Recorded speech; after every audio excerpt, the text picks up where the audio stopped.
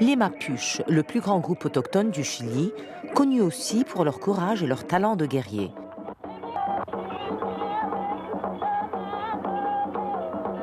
Ils sont l'un des seuls peuples autochtones d'Amérique latine à avoir résisté pendant des siècles à la domination des conquistadors espagnols.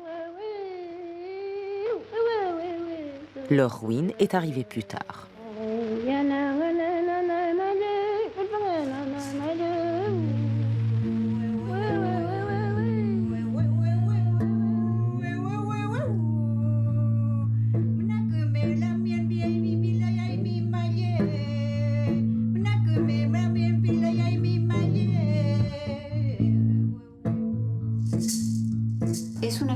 C'est une chanson de 1928 qui parle de trahison pendant la guerre avec les Chiliens.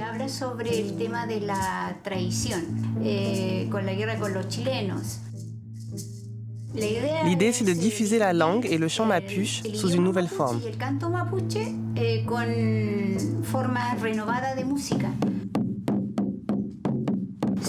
Je m'appelle Elisa Loncón Antileo. Je suis mapuche.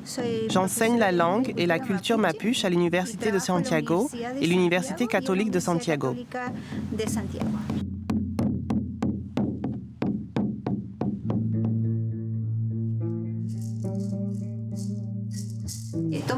On prend le traditionnel pour le rajeunir avec d'autres instruments.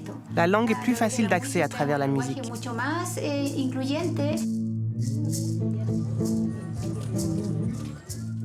Elisa, tout comme ses ancêtres, mène une bataille. Préserver la langue et la culture de son peuple, les Mapuches, pour que leur patrimoine ne disparaisse pas à tout jamais.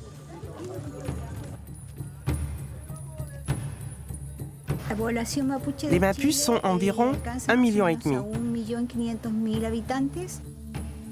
C'est l'équivalent de 10% de la population chilienne.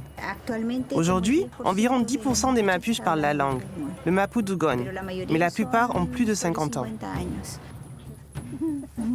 Il est vraiment important de préserver la langue, car notre vision du monde s'exprime par la langue. Nos rêves se font dans la langue.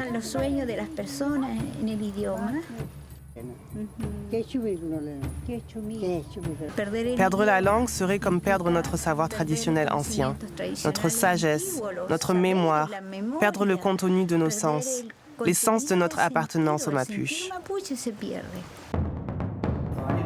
Une grande partie des langues autochtones sont menacées dans le monde. L'Amérique latine en est un exemple. Le nombre de langues menacées d'extinction est très élevé. Je m'appelle Luis Enrique López Hurtado. Je suis sociolinguiste. Malheureusement, la lutte pour leur survie donne la priorité au droit à la terre, à l'éducation. Mais les langues se perdent en chemin. Le langage n'est pas seulement un moyen de communication. C'est le miroir de l'âme.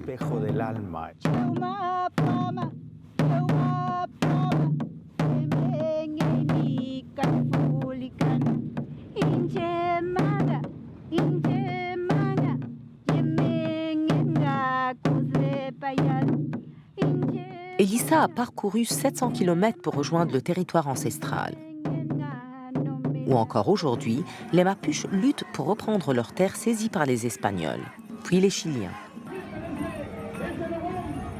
Mais maintenant, elle veut surtout aider son peuple à faire revivre la langue et la culture, deux choses étroitement liées à l'accès à la terre.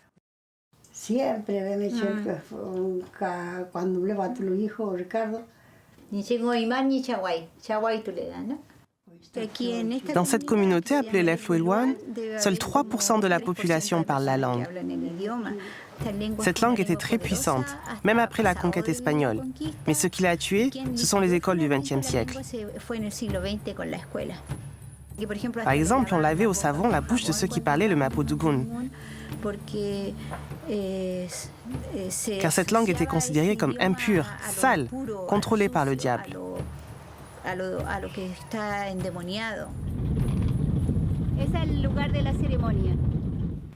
Elisa nous emmène au site cérémonial. Jusqu'à récemment, c'était une décharge pour la population locale non mapuche. Là, nous sommes à Chiratawe. c'est le site sacré des cérémonies. Historiquement, c'est là que nos aïeux se rassemblaient pour leurs cérémonies. Puis l'an dernier, nous avons pu récupérer le site.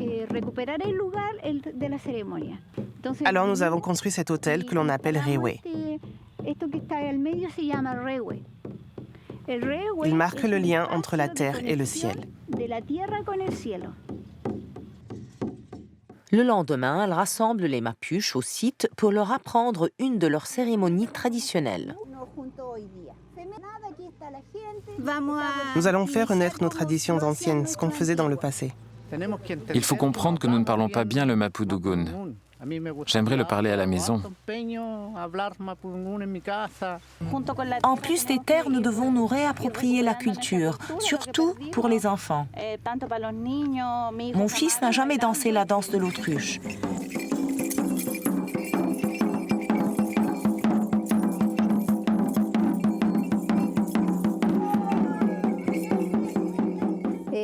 Ce n'est pas une mauvaise chose d'apprendre la danse de l'autruche aux garçons. C'est même nécessaire.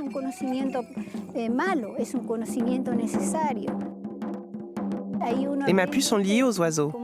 Mapuche, c'est le peuple de la terre. Nous sommes liés à tous les êtres qui la composent.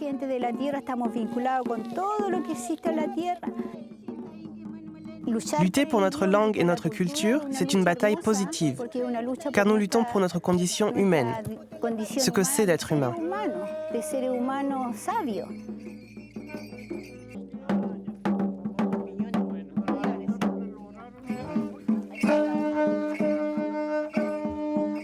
Je n'ai jamais assisté à une cérémonie mapuche en espagnol. Il est impossible d'exprimer une cérémonie de ce type en espagnol.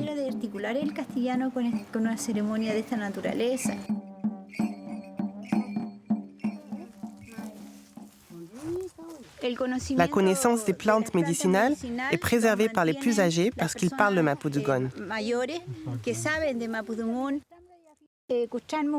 Ceci guérit les plaies.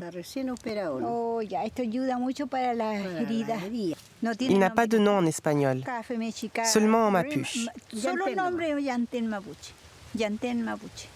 Ce savoir est transmis de génération en génération. Le payumu, nous savons ce que c'est. Si on perd le mot payumu, qu'est-ce que devient le payumu? Ici, je me sens chez moi. Je suis plus entière, plus fraîche, plus vivante. Je suis stimulée par le cadre, le vent, les fruits. Tout ça m'épanouit. Mais pour Elissa, la vie et la lutte pour l'identité mapuche continuent à Santiago. Et au-delà. Mais à Santiago, où je travaille, je me sens bien quand j'enseigne la langue. Parce que je peux la parler, je peux rire, chanter et retrouver notre savoir traditionnel. Et ça, c'est vraiment bien. L'objectif du cours est de diffuser la langue et la culture.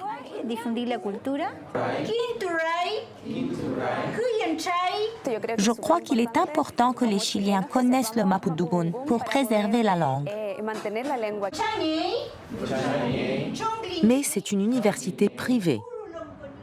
D'après Elissa, pour vraiment augmenter le nombre de personnes qui pratiquent, tous les enfants mapuches devraient avoir le droit d'étudier dans leur langue, ce qui n'est pas le cas. Il existe un programme scolaire bilingue proposé par le gouvernement avec un cours en langue autochtone dans les zones à forte concentration d'enfants autochtones. Mais pour ça, il faut 20% d'enfants autochtones dans l'école. Dans les zones rurales, c'est possible. Mais en ville où vivent 70% des populations autochtones du Chili, c'est rare.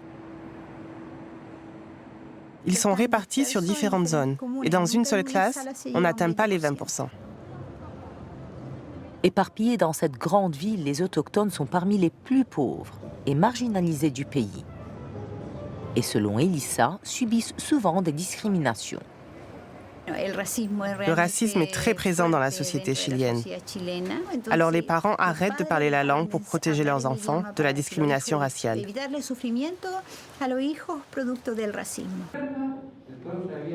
Par conséquent, seuls 4% des jeunes mapuches parlent la langue. Un problème reconnu par le gouvernement. Le taux est faible car notre politique publique doit être améliorée et renforcée pour raviver la culture.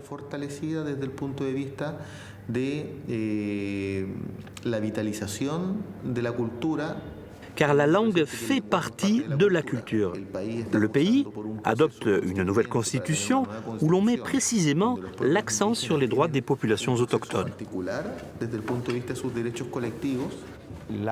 La constitution chilienne, qui va changer, on espère, date de l'époque de Pinochet. La plupart des constitutions en Amérique latine ont changé, mais pas encore au Chili. Il faut redonner du pouvoir aux populations autochtones, vraiment le faire. Et heureusement, c'est ce qui arrive. Depuis des décennies, les peuples autochtones s'organisent pour faire entendre leur voix. Ici, Elissa s'adresse aux Nations Unies à New York. Mon peuple dit qu'on ne traverse pas la vie au hasard. Quelque chose nous rassemble, et ce sont les esprits de nos ancêtres qui nous unissent. En 2007, l'ONU a adopté la Déclaration sur les droits des peuples autochtones, qui comprend le droit à la langue. Il faut voir la langue comme un aspect différent du développement. Une banque de savoir qui pourrait contribuer à sauver l'humanité de la crise que nous traversons. Nous semons les graines, nous enseignons, nous faisons beaucoup. Et tout ça va changer la situation des Mapuches dans les 50 prochaines années. Maintenant, on a trouvé d'autres moyens de renforcer la langue. Je suis très optimiste pour l'avenir des Mapuches et pour celui de notre langue.